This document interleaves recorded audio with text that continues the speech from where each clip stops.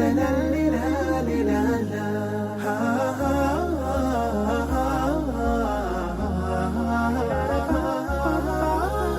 كتاب الله قلبي صار حي، وبحياتي صار لي ظل وفاي، ويوم عادت نفسي وروحي ليه عادت أيامي وأحلامي إلي. في كتاب الله قلبي صار حي، وبحياتي صار لي ظل وفاي، ويوم عادت نفسي وروحي ليه عادت في كتاب الله قلبي صار حي. بسم الله الرحمن الرحیم. اللهم صل على محمد وعلى آل محمد كما صليت على إبراهيم وعلى آل إبراهيم إنك حميد مجيد وبارك على محمد وعلى آل محمد كما باركت على إبراهيم وعلى آل إبراهيم إنك حميد مجيد. عرض سلام دارم و ادب و احترام خدمت همه شما خوبان و عزیزان. با یکی دیگر از برنامه‌های مثال‌های قرآنی در خدمت شما خوبان و سروران هستیم و مثال دیگر از مثال‌های کلام الله متعال. الله متعال در قرآن کریم مثال‌های زیادی برای ما و شما زده تا معانی و مفاهیمی رو که مد نظر الله متعال هست بهتر درک بکنیم. یکی از این معانی و مفاهیم درک حقیقت دنیا و مراحل زندگی دنیا است.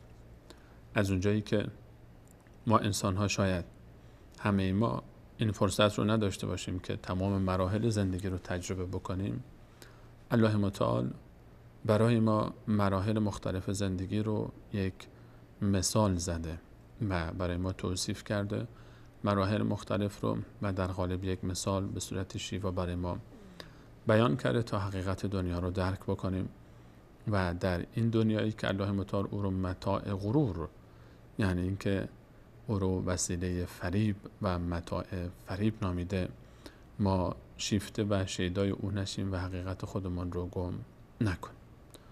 در سوره مبارکه حدید آیه 20 الله متعال مثالی زده که در این مثال قرآن کریم برای ما حقیقت مراحل دنیا رو معرفی میکنه. در آیه 20 سوره مبارکه حدید این گونه میخوانیم که الله متعال میفرماید: اعوذ بالله من الشیطان الرجیم اعلموا انما الحیاة الدنیا، به خوبی آگاه باشید، بدانید که زندگی دنیا، حیات دنیا، لعب و لهو و زینت و تفاخر بینکم و تکاثر فی الاموال والاولاد. الله متعال مراحل زندگی رو برای ما در آغاز این آیه مراحل مختلفش رو بیان میکنه، بعد به تشبیه و مثال این حکایت با حکایت کشت و زراعت و کشاورزی میپردازه. الله متعال مراحل مختلفی رو برای ما مثال میزنه و بیان میکنه در این آیه شریفه، آیه 20 سوره مبارکه حدید. اعلموا انما الحیاة الدنیا، اعلموا انما الحیاة الدنیا، بدانید که زندگی دنیا لعب و لهو. اولین مرحله زندگی دنیا لعب و لهو. اولین مرحله چی است؟ بازی، لعب یعنی بازی، و لهو و سرگرمی. شما انسان ها وقتی به دنیا میایید مرحله اول زندگی شما اینطوریه، بازی و سرگرمی. این اون دوران اول بچگیه، دوران کودکی و طفولیته. بچه وقتی به دنیا میاد خب جز بازی و سرگرمی نه وظیفه‌ای داره، نه علاقمندی داره، نه حال حوصله‌ای داره برای کار دیگری و بیشتر از این ازش انتظار نمیره. این مرحله اوله. مرحله اول زندگی ما بازی و سرگرمی است، لعب و لهو. یک مقدار انسان وقتی که میره بالاتر از مرحله کودکی میاد به دوران نوجوانی و جوانی نزدیک میشه، اونجا دیگه چی میشه؟ و زینت و تفاخر بینکم، زینت و فخر فروشی. دوره نوجوانی دوره زینت هست. دوره نوجوانی دوره‌ایه که انسان در این دوره وقتی که تازه انسان به جوانی نزدیک میشه همش به دنبال زینت هست. زینت میکنه برای خودش رو زینت میکنه، تیپ میزنه، لباسهای آنچنانی میپوشه، آرایش‌های آنچنانی و عجیب و غریب میکنه. این دوره‌ایه که انسان به ظاهرش خیلی میپردازه. در این دوره دیگر از اون سرگرمی ها و بازی های دوران کودکی خود به خود فاصله گرفته، براش زیاد جالب نیست. حالا بیشتر به تیپش میرسه و تیپ میزنه و خوش تیپ میشه و مد روز میپوشه و لباس هایی که مد الان میگرده ببینه که چی مد شده و دنبال مد دیگه. انسان زینت دوره نوجوانی است. و تفاخر بینکم، فخر فروشی بین خودتون. تفاخر به دوره جوانی که انسان میرسه باز علاوه بر زینت فخر فروشی هم اضافه میشه. قیافه گرفتن و فخر فروشی کردن و فخر فروشی به مال و ثروتش. ماشین آنچنانی سوار میشه و تیپ آنچنانی میزنه و هرچی میپوشه بعد مارکدار باشه و آخرین مدل ماشین رو سوار بشه. این فخر فروشی یک نوعیشه. فخر فروشی به نژاد و قوم. حتی من بچه فلانی هستم، من از قوم فلانی هستم. این رو بچه طفل نمیفهم این چیزا رو، اما جوانی دوران این حکایت هاست. فخر فروشی به قوم، به طایفه، به قبیله، به نژاد. فخر فروشی به تیپ و قیافه. حالا یکی را لمتون خوشگل‌تر از دیگری کرده، فخر فروشی میکنه. من خوشگلم، من خوش تیپم، حالا عکس بگیر از خودت، این طرف بفرست و اون طرف بفرست، دیگران رو تحقیر کن. تفاخر بینکم. یا اینجا به مالش کسی ثروت و مالش مینازه، به جمالش مینازه یا به کمالش.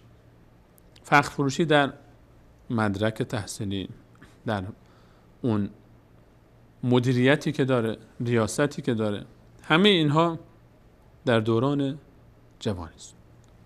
بعد از این دوران یه مرحله رد میشه. همین انسان که در بچگی همش به دنبال بازی و شوخی و سرگرمی بود، بعد میرسه به دوران زینت و تفاخر. بعد از این دوران چی میاد؟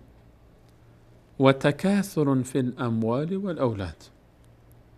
اولیش بود لعب و له، بعد شد زینت و تفاخر بینکم. بعد مرحله سوم که الان میاد، مرحله میانسالی و کهنسالی است. یعنی دیگه از دوران جوانی میره، نسبتا انسان به میانسالی میرسه. شاید بگیم از 40 به بعد حدوداً سن پختگیه. الان دیگه به فکر اون زینت و فخر فروشی نیست. دیگه تو این مرحله کسی زیاد به ظاهرش اهمیت نمیده. همین جوانی که تا دیروز براش خیلی مهم بود و 1 ساعت نیم ساعت جلوی آینه خودش رو چپ و راست میکرد و لباس عوض میکرد و مدل روز میپوشید، الان میبینید که دیگه زیاد به این چیزا اهمیت نمیده. این طبیعت خلقت بشری است. بعدش میرسه به دوران تکاثر فی الاموال والاولاد. الان دیگه از اون تیپ و قیافه فاصله گرفته، زیاد مهم نیست براش. انسان در این دوران به فکر چی هست بیشتر؟ افزون طلبی. تکاثر از کثرت میاد، به دنبال زیاد خواهی، زیاد افزون طلبی، به دنبال اینه که مالش و فرزنداش زیاد بشن. انا وقتی که انسان به میان سالی میرسه به خودش دیگه زیاد فکر نمیکنه، اونقدر به ظاهر خودش که به آینده خودش فکر میکنه و فرزندانش. به همین خاطر در این دوران به دنبال این هست که انسان برای خودش چیکار بکنه. برای خودش به دنبال ثروت میگرده بیشتر، به دنبال اینه که پولش بیشتر جمع بکنه. دیگه از اون بر خرجی دوران جوانی خبری نیست. و به دنبال فرزند و ازدیاد نسل بیشتر، زیاد کردن فرزندش. این 3 مرحله. اعلموا انما الحیاة الدنیا لعب و لهو، بازی و سرگرمی، و زینت و تفاخر بینکم، زینت و فخر فروشی، و تکاثر فی الاموال والاولاد، افزون خواهی در فرزند و ثروت. مراحل مختلف زندگی انسان یک مرحله مونده، دیگه مرحله نیست، اون پایانه، اون رو علامت اینجا ذکر نکرد. الان این 3 مرحله رو در آغاز این مثال که قرار زده بشه علامت برای ما معرفی فرمود. این مراحل زندگی است. مثال این مراحل مثل چیه؟ این مراحل زندگی مثل چی میمونه؟ اینها کمثل غیث، مثال این مراحل زندگی مثل اینه که مثل باران میمونه. غیث یعنی باران. کمثل غیث، مثل بارونی میمونه که اعجب الکفار و نباتو، به شگفت میاره. اعجب کفار جمع کافره. کافر در اصل به کسی میگن که چیزی رو میپوشونه. کافر در لغت یعنی کسی که میپوشونه. کفر یعنی پوشاندن و برای کشاورز استفاده میشه، چون دانه ها رو زیر خاک میپوشونه، پنهان میکنه. حالا برای کسی که ایمان رو همین کار میکنه، چون حقیقت رو میپوشونه، اون رو هم کافر اطلاق شده. اما در لغت برای کشاورز استفاده میشه و اینجا مراد در آیه 20 سوره مبارکه حدید اعجب الکفار یعنی کشاورزان، یعنی کسانی که مزرعه دارن، کشاورز. الان الله متعال میفهمد بارانی میباره، اعجب الکفار نباتو، به شگفت میاره کشاورزا رو، کشتش. بارون میباره، کشتی در میاد. کشت امسال سال آبادی بود. خیلی از کشاورزا وقتی بارون خوب میباره، امسال خیلی سال آبادی بود، ماشاءالله. میبینن که مزارع خوب رشد کرده، باغها خیلی سرسبزه. اعجب الکفار نباتو ثم یهیج فتراه مصفرا، بعد از اینکه این بارون میباره و کشت رشد میکنه، ثم یهیج، بعدش به سمت خشکی و زردی میگراید، داره ضعیف میشه. بارون میباره، رشد میکنه، میاد بالا، بعد میره به سمت ضعف. کم کم داره سخت میشه. یهیج سفت میشه و در کنار این که سفت میشه رنگش هم داره عوض میشه. کشت. ثم یهیج فتراه مصفرا، همین که سفت شد و سخت شد میبینی که داره زردم میشه. مصفرا یعنی زرد. کشت، بارون بارید، یک کشتی که به حیرت وارداشت کشاورز رو. بعد کم کم داره این کشت به سمت خشکی میگراید و زرد میشه. ثم یکون حطاما، سرانجامش چیه؟ ثم یکون حطاما، آخر این کشتی میشه، میشکنه، میفته، خس و خاشاک میشه. ثم یکون حطاما. این مراحل کشت دقیقاً همون مراحل زندگی انسان. اولش باران میباره که مثل غیثن، اعجب الکفار نباتو. بچه وقتی که بازی میکرد تو مرحله اول و سرگرمی داشت، بازی و سرگرمی داشت، پدر، مادر، دوربریا همه خوششون میومد. این کشاورزان که این الان محصول و ثمره کشت زندگی اونهاست، باغ زندگی اونهاست، پدر مادر کشاورزان دیگه، فرزندم محصول این باغ. اینها وقتی که این سرگرمی و لهو و لعب رو میدیدن خوشحال میشدن. پدر مادر وقتی که فرزند رو میبینن میان باش با زبان کودکی صحبت میکنن، شوخی میکنن، میخندن، خوشحال میشن. همونطور که کشاورز وقتی که کشت خودش رو میبینه و این گندم ها رو میبینه که چپ و راست میره و این باغ رو میبینه خوشحال میشه، خوشش میاد. اعجب الکفار نباتو. همونطور که کشاورز از کشتش راضی و خوشش میاد، فرزند هم در چشم پدر و مادر این گونه است که پدر و مادر لذت میبرن از این صحنه. این فرزند وقتی که رشد میکنه، وقتی که حرکت میکنه، در همون دوران زینت و تفاخرش هم پدر و مادر وقتی که میبیننش، ماشاءالله ماشاءالله بچم، چش نخوری، ماشاءالله دختر خوشگلم، این همون اعجب الکفار نباتو است. این همون دورانیه که انسان کشاورز وقتی که نگاه میاندازه به محصول خودش خوشش میاد. ثم یکونو، بعدش چی میشه؟ ثم یهیجو فتراه مصفرا.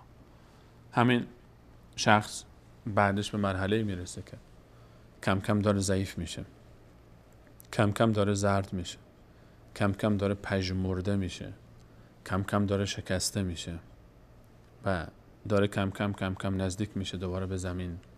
مثل بچه‌ای که اول کم کم داشت از زمین بلند میشد، انسان وقتی که به آخرای عمر و مراحل کهنسالی میرسه دوباره خم میشه به سمت زمین، انگار که داره باز نزدیکتر و نزدیکتر میشه به زمین. ثم یکون حطاما، آخرش دیگه میشکنه، آخرش دیگه میریزه، آخرش دیگه از هم میپاشه. این زندگی دنیاست. انسان اول سرگرمی هست و بازی هست، بعدش فخر فروشی هست و تجمل و زینت هست، بعدش به دنبال مال و ثروت و فرزند هست، بعدش ثم یکون حطاما، آخرش هم ضعیف میشه، میفته، میشکنه. این کل حکایت دنیاست، کل مراحلش، کل سر و صداش، کل شلوغی‌هاش، همش همینه. آبی میباره، باران، گیاهی رشد میکنه، خشک میشه، میریزه، باد میاد میبره. انسان به دنیا میاد، بازی میکنه، بازیگوشی میکنه، زینت و تفاخر داره، تکاسر در اموال اولاد داره، همه این مراحل رو طی میکنه. اونم همه نه، همه انسان ها به این مراحل نمیرسن. اونایی که تا آخرین دوره کهنسالی هم میرن، خیلی ها در جوانی میرن، خیلی ها در همین لهو و لعب از دنیا میرن، خیلی ها در همین زینت و تفاخرشون از بین میرن، خیلی ها نمیرسن به تکاسر در اموال و اولاد. و بعد از اون ثم یکون حطاما، انسان میفته و میمیره، تمام میشه. اما این مال این بر دنیاست، این مال زندگی دنیاست. اعلموا انما الحیات الدنیا، این زندگی دنیاست، یک زندگی دیگه هم هست. این پایان زندگی نیست، این مرحله اول زندگی ما در این دنیاست. مرحله دوم اون بر دنیاست، اون یک دنیای دیگه است، بعد از این ادامه پیدا میکنه. این حقیقت زندگی دنیای ماست. اما یک مرحله دیگه هست که اون مرحله بخش دوم زندگی ماست در آخرت. الله متعال وقتی که زندگی ما رو در دنیا معرفی میکنه میفرماید که وفی الاخرتی، اون زندگی دیگه، زندگی بعدی شما در آخرت، عذاب شدید، عذاب خیلی دردناکی هست. اینجا الله متعال عذاب رو اول آورد قبل از اینکه مغفرت رو ذکر بکنه و بخشش رو، چون بسیاری از مردم در این مراحل زندگیشون در این دنیا فریب میخورن، در زینت و تفاخر، در تکاثر در اموال و اولاد، چنان در این زندگی فریفته میشن که از اصلشون میمونن. و فی الاخرت عذاب شدید و مغفرت من الله و رضوان، و همچنین بخشش هست، مغفرت هست از طرف الله تعالی و رضایت الله تعالی هم هست. هم عذاب هست و شدت و سختی و هم رحمت هست و نعمت و آسانی. و ما الحیات الدنیا الا متاع الغرور، زندگی دنیا همش یک متاع، یک کالای غرور، فریبه. و ما الحیات الدنیا الا متاع الغرور، زندگی دنیا یک کالای فریب است، همه مراحلش. اون اولش که لهو و لعب بود، به تعبیر قرآنی لعب و لهو بود. مرحله دومش زینت و تفاخرش، مرحله سومش تکاثرش در اموال و اولاد. اینها رو الله متعال میفهمد. تمام این مراحل، تمام زندگی دنیا، همش برای شما چیه؟ همش متاع غروره، کالای فریبه. همه اینها شما رو فریب میده. فریب نخورید. دنیا محل آزمایشه و اینها وسیله آزمایشن. این مراحل هر کدوم یک طبیعتی داره که در فطرت انسان گذاشته شده، اینجوری خلق شده انسان و این وسیله آزمایشش قرار گرفته. همونطور که الله متعال در آیه 14 سوره آل عمران فرمود زینت داده شده برای انسانها شهوت، نسبت به زن، نسبت به فرزند، نسبت به مال، نسبت به ثروت‌های آنچنانی، سواری‌های آنچنانی کشت و مال دنیا و زراعت و مالداری، اینها در وجود انسان هست. این مراحل هم طبیعت زندگی انسان، این مراحل رو طی میکنه. اما مهم اینه که و ما الحیات الدنیا الا متاع الغرور، همه اینها یک کالاست برای آزمایش و فریب میده انسان رو. متاع غروره، کالای فریبه، براغه، لذت بخشه، زینت بخشه، فریبنده است، میفریبه انسان رو، فریب میده انسان رو میکشه سمت خودش. و انسان نباید فراموش بکنه که همه این حکایت مثل چی است؟ بارانیه، میباره، گیاهی رشد میکنه، خشک میشه، میفته، باد میزنه، میبره، نمیمونه برای ما. و آنچه که میمونه در آیه بعدش الله متعال میفرماید سابقوا الی مغفرة من ربکم و جنة عرضها كعرض السماء والارض اعدت للذین آمنوا بالله و رسله. اما شما در این زندگی دنیا با این مراحلش، با این آزمایش‌هاش فریب نخورید، سبقت بگیرید، از این فرصت استفاده کنید به سوی مغفرت الله تعالی. شما برید پیش رضایت الله متعال، شما به سمت بهشت برید، بهشتی که تمام نعمت‌هاش جاودانه است، بهشتی که اونجا همیشه دارالامان برای شما. و این بهشت برای کسانی است که ایمان به الله دارن و پیامبرانش. در این دنیا با ایمان به الله، با ایمان به پیامبران، با پیروی از کتاب‌های آسمانی، با پیروی از انبیا، از این متاع غرور خودتون رو نجات بدید. در تمامی این مراحل سگانه مواظب باشید. خودتون، فرزندانتون، پدر و مادرتون رو مواظب باشید که دنیا فریب نده. این مراحل سگانه رو خوب دقت بکنید و فریب دنیا رو نخورید و فراموش نکنید که حکایت زندگی شما به مانند کشتزاری است که باید آخر سر کشتتون رو درو کنید و این دنیا مزرعه است برای آخرت. در آخرت شما درو میکنید اون چیزی رو که اینجا کاشتید و فراموش نکنید دنیا یک محل گذر برای آخرت. از اینکه تا این لحظه برنامه خودتون رو یاری کردید از همه شما عزیزان سپاسگزاریم و در برنامه بعد انشاءالله به آیت دیگری که در اون الله متعال برای ما مثال ها زده باز خواهیم پرداخت و به همراه شما عزیزان در اون آیات بیشتر صحبت خواهیم کرد. تا برنامه بعد همه شما عزیزان به الله متعال میسپارم. الله یار و نگهدار شما.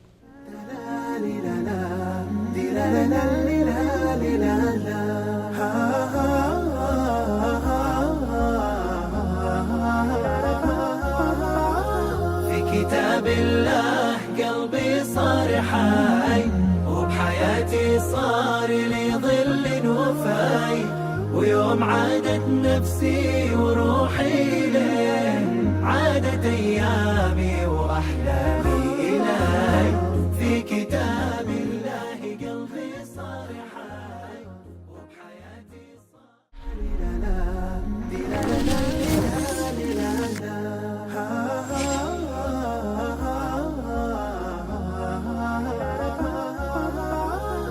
كتاب الله قلبي صار حي وبحياتي صار لي ظل وفاي ويوم